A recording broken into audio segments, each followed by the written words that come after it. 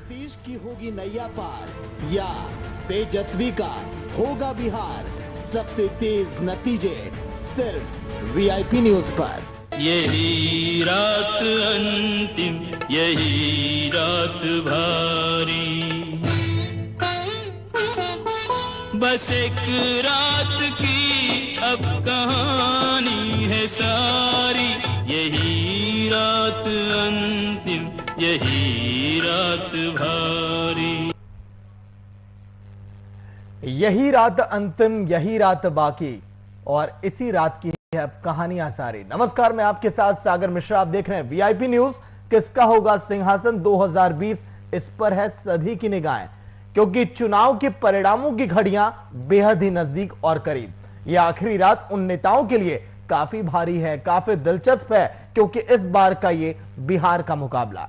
कल के दिन तस्वीरें पूरी तरह से साफ हो जाएंगी कि आखिर नेताओं ने धरातल पर कितना बेहतर काम किया, कितनी सुर्खियां बटोरी और कितनी जगह बना पाए बिहार के दिल में। जनता ने किसे पसंद किया, किसे नापसंद किया, और क्या तेजस्वी के वो 10 लाख नौकरियों वाले दावे एक बार सफल हो गए? क्या नीतीश कुमार की लोकप्रियता जिस तरह से घटती चली गई, क्या वो उन पर भारी पड़ गई, या फिर तस्वीरें कुछ अलग होंगी? क्योंकि एलजेपी ने जिस तरह से वोट काटा, वो नीतीश कुमार की परेशानियों को भी बढ़ा दिया। इन तमाम सवालों पर भी हम करेंगे चर्चा और दिखाएंगे कि क्या हो सकती हैं कल की तस्वीरें भी। लेकिन उसके पहले देखिए ये रिपोर्ट।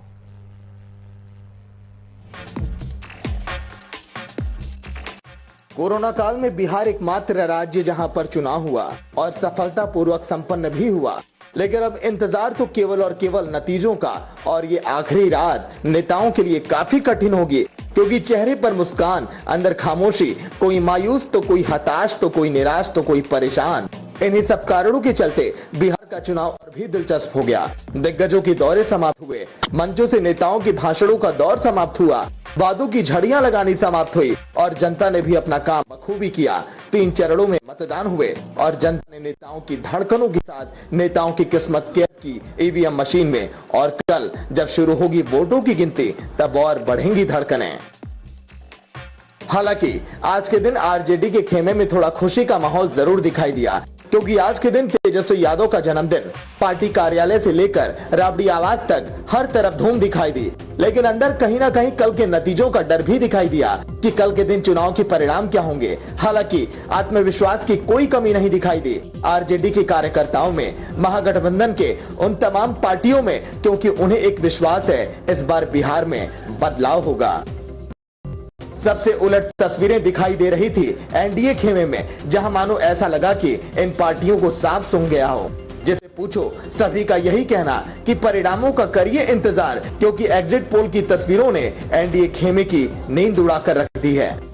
खैर, एग्जिट पोल पर भी बयानबाजी का दौर चलता रहा, लेकिन सभी को इंतजार कल के दिन के परिणामों का, क्योंकि कल के दिन तस्वीरें साफ हो जाएंगी। कौन होगा बिहार का मुख्यमंत्री, कौन होगा बिहार के सिंहासन पर काबिज, कौन चलाएगा अगले 5 सालों तक बिहार की सत्ता। इन तमाम सवालों के जवाब आपको मिलेंगे कल, बस थोड़ा सा इंतजार।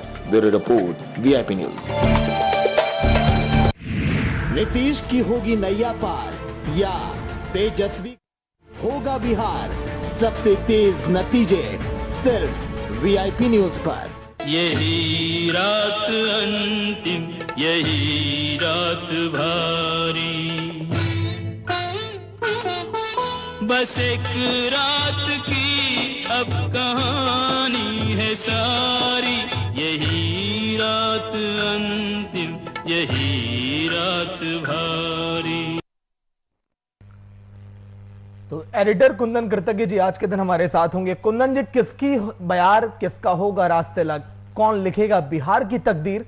ये तस्वीरें तो कल के दिन साफ हो जाएंगी, लेकिन आज के दिन हम चर्चा करेंगे, मंथन करेंगे नेताओं के उन तमाम दौरों पर भी, किस तरह से उन्होंने अपनी छाप छोड़ी और किस तरह से धरातल पर काम किया। कुंदन जी। देखिए सागर, अभी हमने जो गीत के जरिए दर्शकों तक संदेश पहुंचाने की कोशिश की कि यही रात अंतिम, यही रात भारी, अगर कहें तो आज की इस रात की सुबह नहीं, आज की रात हमें लगता है कि बिहार के राजनीतिक परिदृश्य में अगर बात कर ले तो आज की रात काफी लंबी गुजरने वाली है, क्योंकि इंतजार की जो घड़ियां होती हैं वो घड़ियां बड़ी लंबी कटती हैं। बिल्कुल। और तमाम राजनेता वो आप महागठबंधन के नेताओं की बात कर लें, जिसमें तेजस्वी यादव और खास करके तेजस्वी यादव के साथ साथ रांची के रिम्स के केली बंगले में बैठे लालू प्रसाद यादव के लिए भी काफी भारी गुजरेंगी, क्योंकि उनकी भी तबीयत नासाज चल रही है और साथ ही साथ बिहार विधानसभा चुनाव के नतीजे भी आने हैं, तो कहीं ना कहीं उनके भी इंतजार की घड़ियां लंबी हो रही होंगी। दूसरी तरफ अगर बात कर लें तो नीतीश कुमार, कितनी बेचैनी से रात गुजरेगी, कितनी करवटें बदलेंगे वो रात में, ये तो नीतीश कुमार ही बता पाएंगे। और साथ ही अगर बात कर लें भाजपा नेताओं की या कांग्रेस के नेताओं की, पप्पू यादव हो गए, उपेंद्र कुशवाहा हो गए, असदुद्दीन ओवैसी हो गए, तमाम लोगों के इंतजार की घड़ियां। और जिस तरीके से एक बात की चर्चा और करना चाहूंगा सागर, इस बार जितने भी सर्वे हुए हैं, एग्जिट पोल रिपोर्ट्स की बात अगर कर लें तो ये काफी कंफ्यूजिंग हो गया है। हालांकि हम लोगों ने इस बात की चर्चा भी की थी कि अगले मुख्यमंत्री बिहार के कौन हो सकते हैं एग्जिट पोल के मुताबिक, लेकिन थोड़ा सा कंफ्यूजिंग स्थिति है। और ऐसे में महागठबंधन की तरफ भी सादगी के साथ जश्न मनाने की बात हो रही है, दूसरी तरफ एनडीए के तमाम नेता जो हैं उनकी तरफ से भी बिल्कुल अभी संजीदगी और संयमित रूप से बात आ रही है, कहीं से भी ओवर एक्साइटमेंट, उत्साह की स्थिति नजर नहीं आ रही है। तो जाहिर सी बात है सागर, यही रात अंतिम, यही रात भारी, और अगले 5 वर्षों के लिए बिहार की सत्ता पर कौन बैठेगा, सत्ता किसके पक्ष में जाएगी, अगले 24 घंटों में नतीजे हमारे सामने होंगे, देश की जनता के सामने होंगे। और खास करके चुनाव आयोग ने जिस तरीके से इस पूरे कोविड-19 के दौरान काम किया है, बधाई के पात्र हैं चुनाव आयोग, बधाई के पात्र हैं राज्य प्रशासन, जिला प्रशासन, पूरी व्यवस्था की अगर बात कर लें तो मिला जुला कर जो स्थिति है, तमाम नेताओं के दरवाजों पर आज कोई पहरा नहीं होगा, क्योंकि कल जब जश्न मनेगा तो अब जश्न किसके दरवाजे पर मनता है और किनके मिठाइयों के ऑर्डर उनके घरों तक वापस पहुंचते हैं। क्योंकि हमने यह भी खबरें दिखाई हैं कि किस तरीके से हजारों किलो लड्डू और मिठाइयों के ऑर्डर अलग अलग मिष्ठान भंडारों को दिए जा चुके हैं। तो कह सकते हैं कि आज की रात अंतिम और आज की रात काफी भारी है। हमारे साथ हमारे वरिष्ठ संपादक मधुर शील भी जुड़े हुए हैं। मधुर जी, रामायण की चर्चा कर लें। आखिरी लड़ाई से पहले राम और प्रभु श्री राम और रावण के बीच में जो लड़ाई थी, उस लड़ाई के पहले भी तमाम लोगों ने बैठ के मंथन किया था कि अब कल किस तरीके से जंगे मैदान में किस तरीके से काम करना है। क्या लगता है स्थितियां कुछ मिला जुला कर वैसी ही हैं? हालांकि अब यहाँ किसी को प्रभु श्री राम और रावण की संज्ञा नहीं दी जा सकती, लेकिन मिला जुला कर स्थितियां मयाने बिल्कुल खींची हुई थी और यह रात भारी गुजरने वाली है नेताओं के ऊपर। देखिए, ये जो चुनाव संपन्न हुआ, 3 चरणों का मतदान संपन्न हुआ, और यूँ कह लें कि जो उम्मीदवारों की परीक्षा थी वो परीक्षा वो दे चुके, परिणाम कल आना है। और परिणाम इंडिविजुअल भी आना है और गठबंधन का भी आना है। इंडिविजुअल मतलब जो प्रत्याशी चुनाव मैदान में खड़े थे उनका परिणाम तो आएगा ही आएगा, और कोई भी प्रत्याशी कुछ निर्दल प्रत्याशियों को छोड़ दे तो बाकी सभी किसी न किसी गठबंधन से थे, या तो एनडीए के प्रत्याशी के रूप में खड़े थे चुनाव मैदान में, या महागठबंधन के प्रत्याशी के रूप में खड़े थे चुनाव मैदान में। अब कल जब परिणाम आएगा तो वो इंडिविजुअल परिणाम, उनके जीत का परिणाम मिल करके गठबंधन का परिणाम बनेगा कि कौन सा गठबंधन। एग्जिट पोल की अगर आप बात करें तो एग्जिट पोल परिणाम नहीं होता, परिणाम और एग्जिट पोल में काफ़ी फर्क होता है, वो पूर्वानुमान होता है। लेकिन पूर्वानुमान में भी पार्शियलिटी कहीं ना कहीं आपने देखा होगा कुंदन जी इस बार के एग्जिट पोल में, कि अब कोई महागठबंधन को 180 सीट दे रहा है, कोई 140 दे रहा है, कोई 160 दे रहा है, कोई 120 दे रहा है, और उधर एनडीए के लिए की बात अगर कर लें तो कोई उनको भी 135 दे रहा है, कोई 140 दे रहा है। आखिर इतनी सीटें आएंगी कहाँ से? मतलब 243 सीट पे ही चुनाव हुआ है, 400 सीटों पे चुनाव नहीं हुआ है।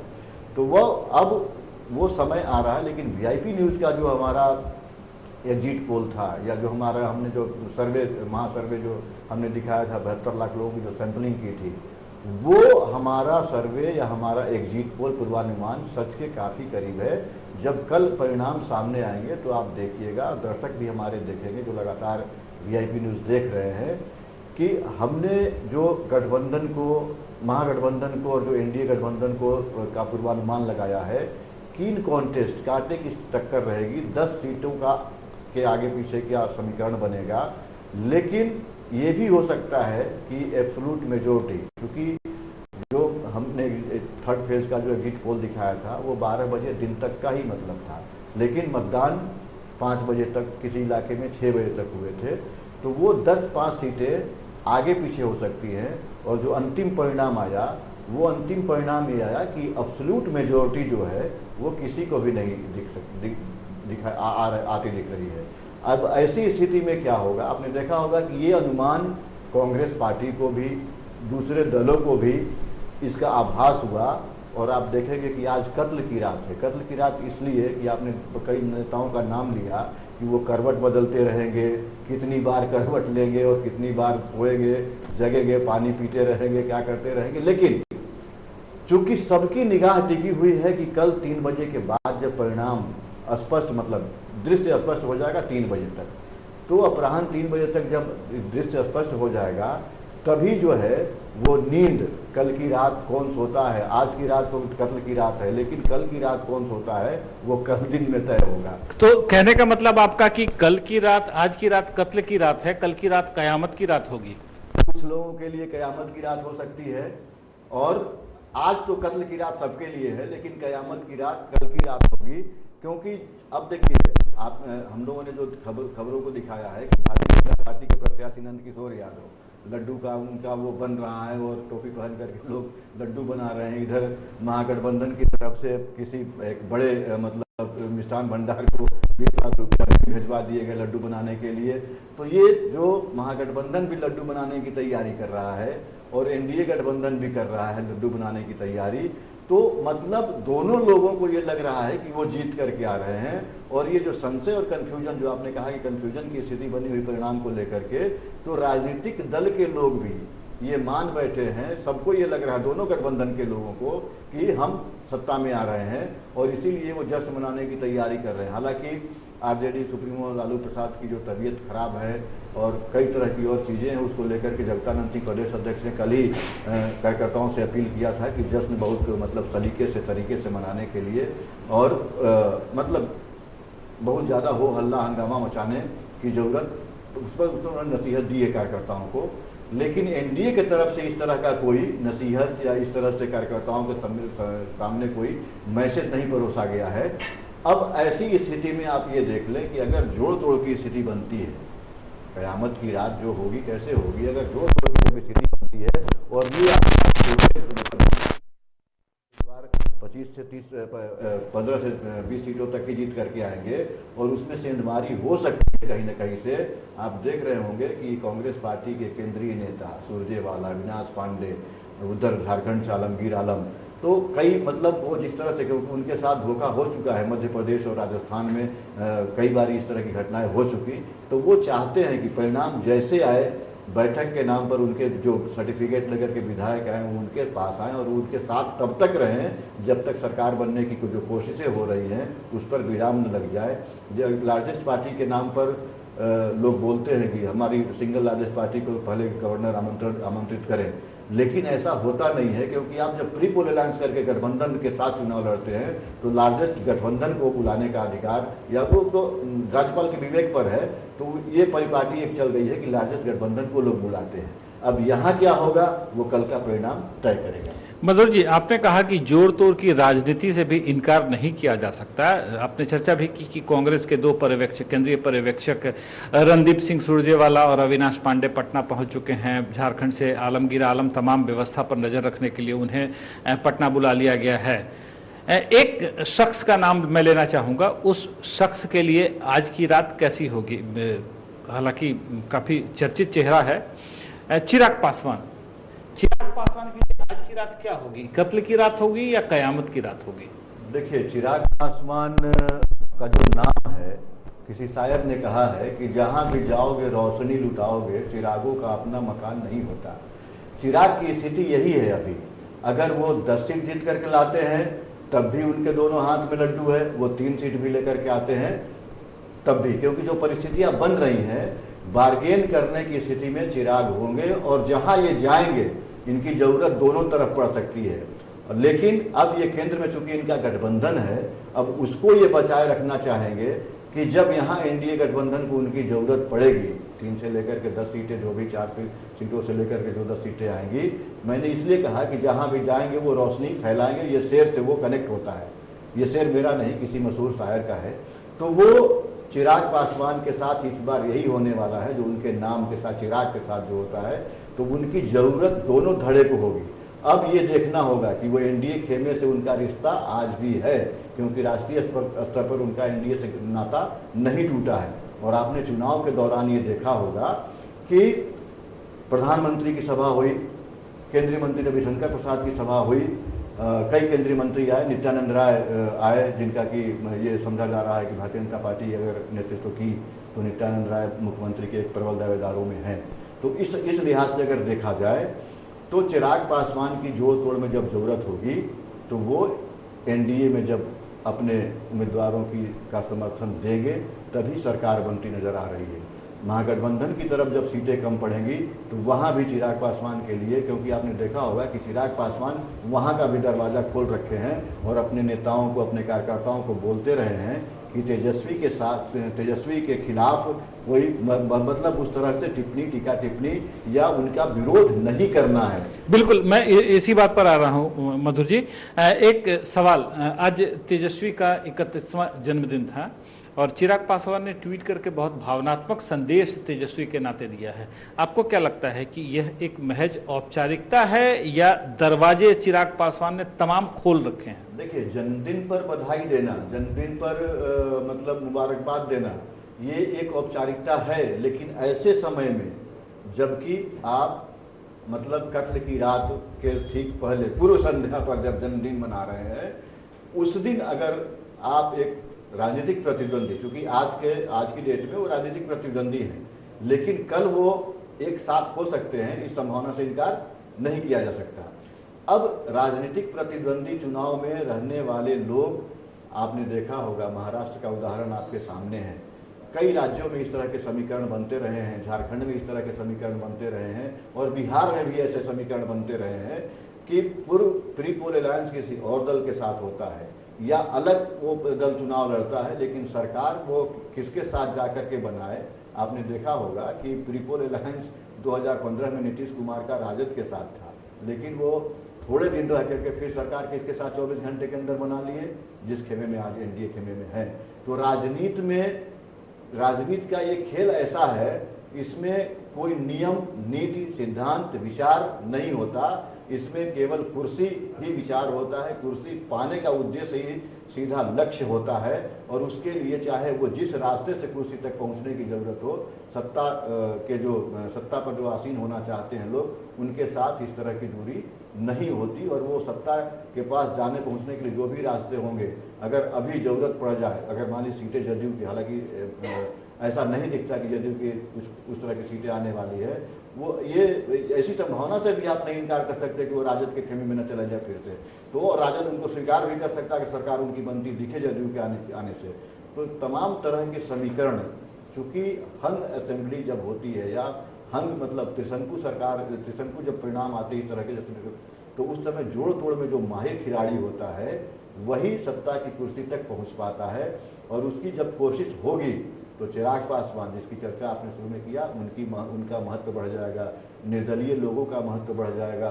तो वो देखना होगा कि अब कौन सी पार्टी, या कांग्रेस में से भारी करने की जो कोशिश करेगा, तो वो चूंकि महागठबंधन में कांग्रेस शामिल है, तो महागठबंधन के लोग भी चाहेंगे कि कांग्रेस ना टूटे, कांग्रेस के लोग तो चाहेंगे कि कांग्रेस ना टूटे। और ऐसी, हालांकि अभी कहीं चर्चा इस तरह से केवल एक राजनीतिक गलियारे में इस तरह की चर्चा है, एनडीए गलियारे में केवल इसकी चर्चा है, महागठबंधन का कोई नेता इस बात को स्वीकार नहीं करता, लेकिन जो केंद्रीय पर्यवेक्षक है या पड़ोसी राज्य से उसके नेता है, इसलिए इस बात को, इस चर्चा को थोड़ा बल भी मिलता हुआ नजर आ रहा है। मधुर जी, कांग्रेस की जो आपने चर्चा की, इस चर्चा को अगर हम आगे बढ़ाएं तो एक बहुत पुरानी कहावत है कि दूध का जला छाछ फूंक फूंक कर पीता है। क्या लगता है जिस तरीके से कांग्रेस ने के साथ मध्य प्रदेश में हुआ या राजस्थान में सत्ता उनके हाथ से जाते जाते बिल्कुल बची है, उसको आप कह सकते हैं कि बिल्कुल हेयर लाइन सेविंग था उनका। दूसरे राज्यों की बात कर लें तो कांग्रेस के हाथ से सत्ता आते आते रह जाती है और आखिरी समय में एनडीए या कह लें भाजपा गठबंधन की सरकारें उन राज्यों में बन जाती है। ऐसे कई सारे राज्य हैं जिसके उदाहरण दिए जा सकते हैं। तो आपको क्या लगता है कि कांग्रेस ने जो प्रिकॉशनरी मेजर, सावधानी पूर्वक जो कदम उठाए हैं, 2 केंद्रीय पर्यवेक्षकों को पटना बुला लिया है, झारखंड से नेताओं का आने का सिलसिला शुरू हो गया है, जैसी खबरें आ रही हैं कि कल सुबह तक झारखंड से और भी बहुत सारे कांग्रेस के नेता पटना पहुंच सकते हैं। क्या लगता है कांग्रेस किसी भी तरीके का रिस्क नहीं लेना चाहती है, जबकि लो रिस्क पे आज की तारीख में कांग्रेस ही है?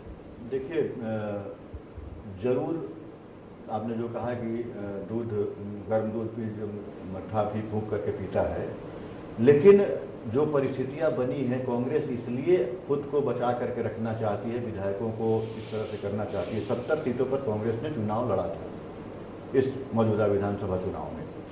अब उसको कांग्रेस को भी पता है कि हमारे कितने विधायक आ सकते हैं। 15 से 20 विधायक उनके जीतते हुए, जो एग्जिट पोल का सर्वे है उसके हिसाब, एग्जिट पोल का जो परिणाम, जो पूर्वानुमान है उसके हिसाब से जीतते नजर आ रहे हैं। अब अगर बहुत ज़्यादा संख्या में जीतते तो टूट पाना थोड़ा मुश्किल होता, लेकिन अगर 15 विधायक इनके जीत के आते हैं तो 8 विधायक भी अगर टूट गए तो इनका खेल खत्म हो सकता है। उनकी मान्यता, उनकी जो ये है वो मतलब सदस्यता उनकी बरकरार रह जाएगी। अब कांग्रेस ने जो रणनीति की है, जो सूत्रों के हवाले से खबर आ रही है, कांग्रेस खेमे से ही से वो खबर आ रही है, हालांकि ये ऐसा विषय है कि इस पर खुल करके कोई बोल नहीं सकता, खास करके कैमरे के सामने। तो इनकी तैयारी ये है कि जो उनको जहां लग रहा है कि ये कैंडिडेट जीतेंगे, उनको पहले से ही ट्रैप करने की कोशिश है।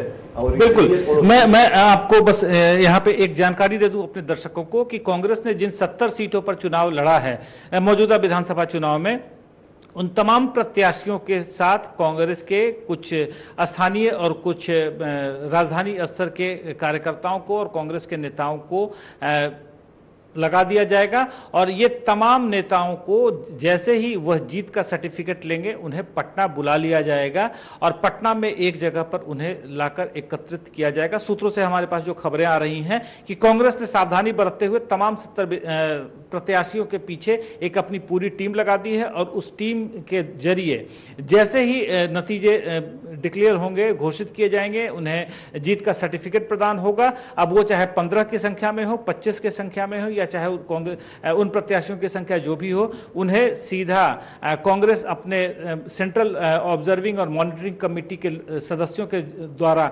उन्हें सीधा पटना में बुलाकर एकत्रित करने का इनकी पूरी योजना है। तो ऐसे में एक सवाल यह उठता है कि आखिर इन तमाम पार्टियों के परिदृश्य में देखें, वो चाहे जदयू हो, राजद हो, कांग्रेस हो, भारतीय जनता पार्टी हो या चाहे जितनी भी पार्टियां हो, इन तमाम पार्टियों में से क्या कांग्रेस ही सबसे कमजोर कड़ी है जिसके टूटने का खतरा नजर आ रहा है?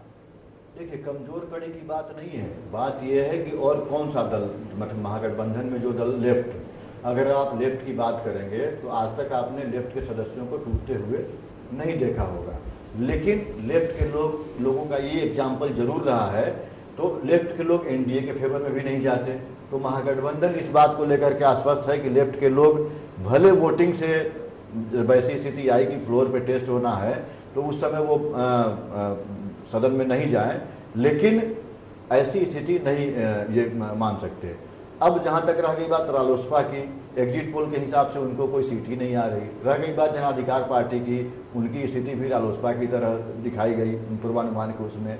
अब ओवैसी की पार्टी एनडीए के साथ जा भी सकती है, नहीं भी जा सकती है। उनका विरोध महागठबंधन से भी है, वो न्यूट्रल रह सकते हैं या उनके जाने के रास्ते दोनों तरफ के हो सकते हैं, क्योंकि आप ओवैसी को बिहार में प्लांट करने के पीछे कौन से लोग हैं, ये किसी से छिपा हुआ नहीं है। हैदराबाद से चल करके अपनी पार्टी का बाकी कई राज्यों में उनके प्रत्याशी नहीं खड़े होते।